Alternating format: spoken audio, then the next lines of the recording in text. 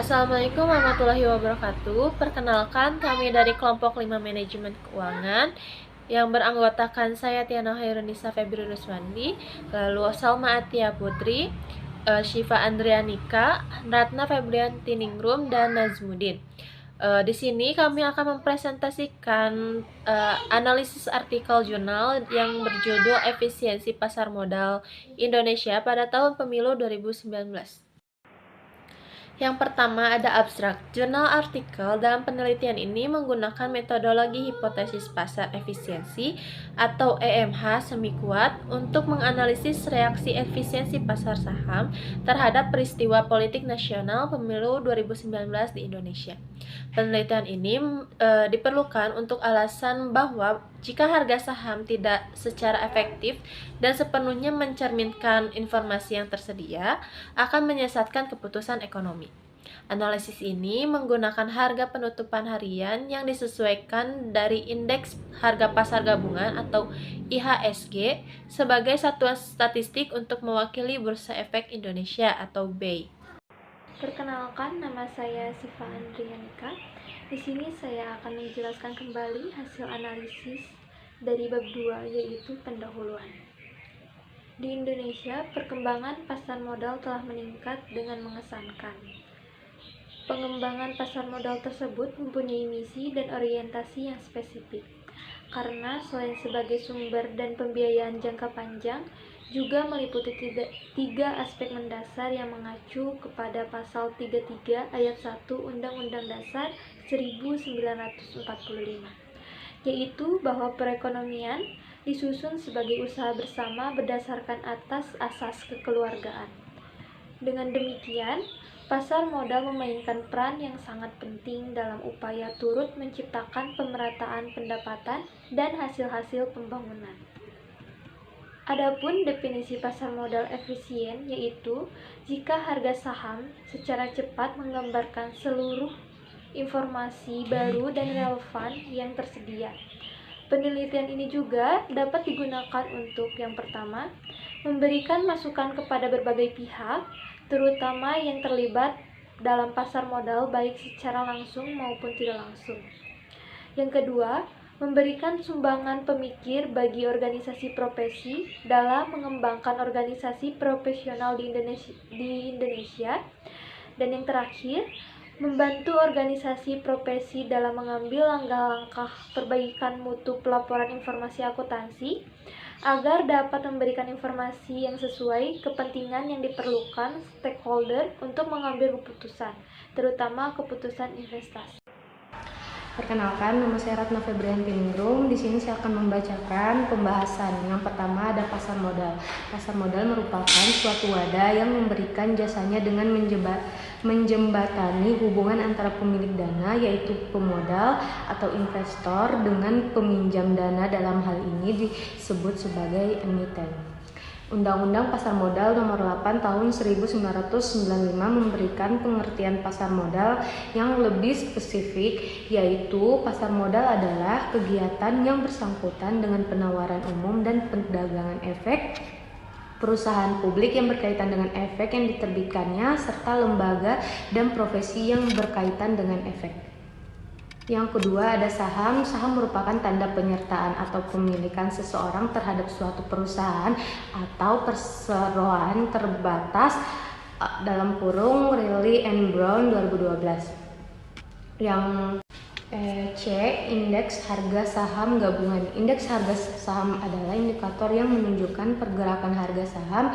Indeks berfungsi sebagai indikator tren pasar, artinya pergerakan indeks menggambarkan kondisi pasar pada suatu saat, apakah sedang aktif atau lesu. Yang terakhir, return saham. Return saham merupakan pengembalian atau imbalan yang diperoleh investor atas hasil investasi yang dilakukan oleh seseorang investor. Jones 2013. Terkait mengenai return dan berinvestasi. Dalam melakukan investasi terdapat dua jenis pengembalian atau return yang dapat diperoleh oleh investor sebagai keuntungan, yaitu yang pertama ada dividen yang merupakan pendapatan investor atas pembagian keuntungan oleh perusahaan terhadap pemegang saham perusahaan tersebut. Yang kedua, Capital gain merupakan hasil dari total selisih harga saat pembelian dengan harga saat saham dijual. Efisien market hypothesis. Efisiensi pasar modal adalah keadaan di mana sebuah harga saham yang menyesuaikan secara cepat dengan adanya tambahan informasi, dan oleh karena itu harga saham tersebut sudah mencakupi seluruh informasi yang ada. Semakin sesuainya harga saham dengan informasi pasar, maka keadaan pasar sudah terbentuk sempurna. Penilaian pasar dan efisien dapat ditinjau melalui dua hal, yaitu dari ada atau lengkapnya ketersediaan informasi maupun adanya pengambilan keputusan atau tindakan oleh investor atas informasi yang diperoleh. Pengambilan keputusan yang dimaksud ialah keputusan yang dilakukan oleh investor dengan pemikiran yang rasional. Suatu pasar akan digolongkan menjadi pasar efisien dengan kondisi tertentu. Beberapa hal yang membentuk pasar efisien adalah: A. Investor menjadi seorang penerima harga atau price taker, di mana yang dimaksud adalah seorang investor tidak dapat mengubah dan mempengaruhi. Dalam hal ini adalah harga pada suatu sekuritas. B. Informasi dapat didapatkan dengan mudah dan tersebar atau didapatkan oleh semua investor dan pelaku-pelaku pasar pada saat yang bersamaan, juga dengan biaya yang murah. C. Informasi yang disebar oleh emiten terjadi tanpa diketahui terlebih dahulu oleh para pelaku pasar seperti investor. D. Dari informasi yang diperoleh, investor menggunakan informasi tersebut secara keseluruhan dan cepat sehingga harga mencerminkan keadaan yang sebenarnya. E. Pengukuran efisien market hypothesis. Menurut De Gustis dan Nevikety, terdapat 3 model untuk menguji efisiensi pasar modal, yaitu yang pertama model Fair Game, yang kedua model Sub-Martingale, dan yang ketiga model Random Walk. Di dalam penelitian ini hanya digunakan untuk menguji efisiensi bentuk lemah. Selanjutnya dikemukakan bahwa teori Random Walk yang berlaku untuk saham mempunyai 2 karakteristik, yaitu yang pertama, urutan perubahan harga independen satu sama lain, dan kedua, perubahan harga menyesuaikan diri dengan distribusi probabilitas. G. Tes return. Pengertian runtun. Tes runtun. D. G. Tes runtun. Pengertian runtun adalah runtun perubahan harga untuk satu tanda. Di dalam hal ini, untuk harga saham mempunyai 3 jenis perubahan, sehingga jenis runtun ada 3. Perubahan harga saham bisa naik dengan notasi plus, turun dengan notasi min, dan tetap dengan notasi 0.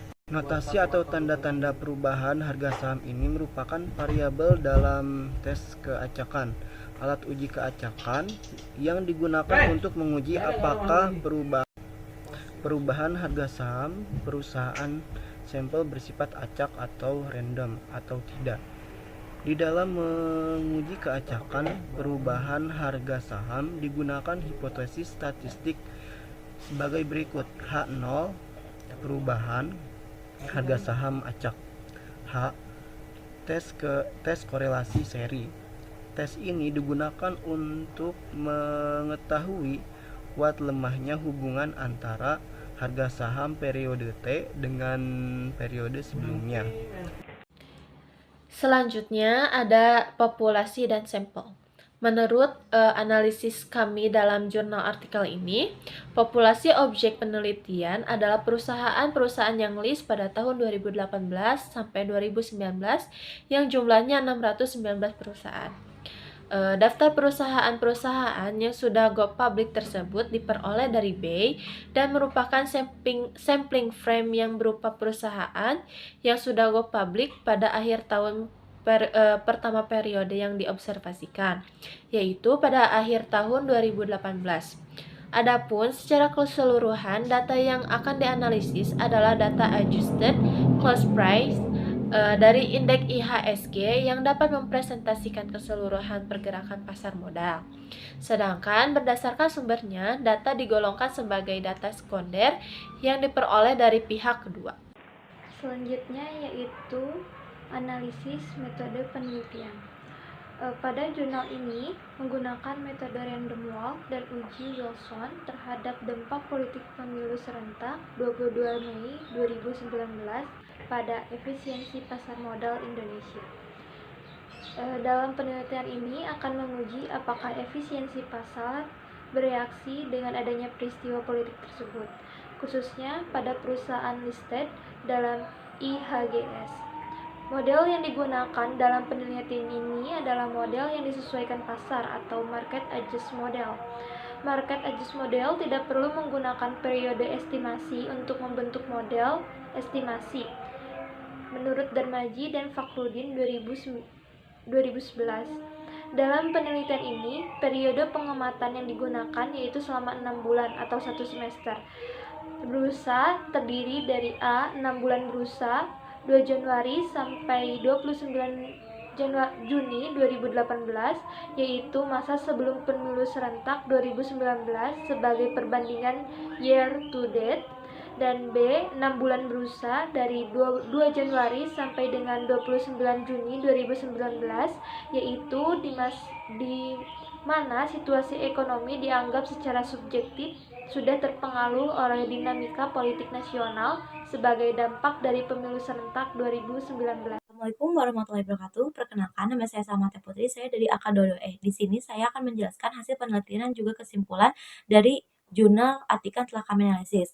Untuk hasil penelitian, yaitu yang pertama adalah apabila besarnya probability sample atau p-value lebih besar dari 0,05 atau 5%, maka hal ini menunjukkan probability sample berasal dari H0 dapat dikategorikan terdapat keacakan atau random. Dengan demikian, p-value bernilai lebih besar dari 0,05, berarti H0 tidak dapat ditolak, begitupun sebaliknya. Maka hal ini menunjukkan bahwa pada saat periode sebelum pemilu, yaitu 2 Januari hingga 28 Juni 2018, kondisi pasar saham di Indonesia menunjukkan efisiensi pasar.